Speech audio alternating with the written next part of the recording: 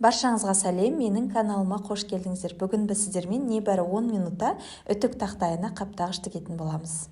Ол үшін бізге кез келген мата жарай береді, бірақ сапасы және су сіңірмейтіндігіне қарай дак матасын қолдансаңыздар өте керемет болады. Ал менің жағдайымда үйдегі бар қалдық матаны қолдандым. Енді өлшеміне келер болсақ, үтік тақтайымызды осылай матамыздың бетіне қойып, дәл тақтайдың өлшемімен бірдей етіп сызып аламыз.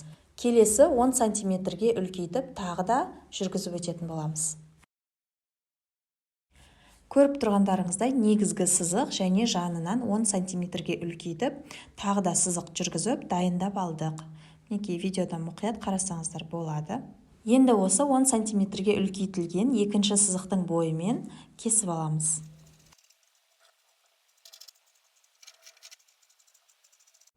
Мінекей матамыз дайын, кесіп алдық. Енді осы шет жағынан қайтарып, тігіп шығатын боламыз.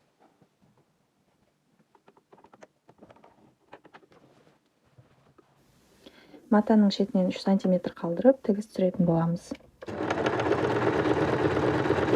Мінекей біздің қаптағышымыз дайын. Видео ұнаған болса, міндетті түрде лайк басып, комментарий жаза кетіңіздер. Жаңағы тігіп шыққан жерімізге резинка не болмаса жіп өткізіп байлап қоятын боламыз. Содан осылай аккуратно болып, әдемі болып жаңаланып қалады. Назарларыңызға рахмет. Сіздермен бірге Айгерім.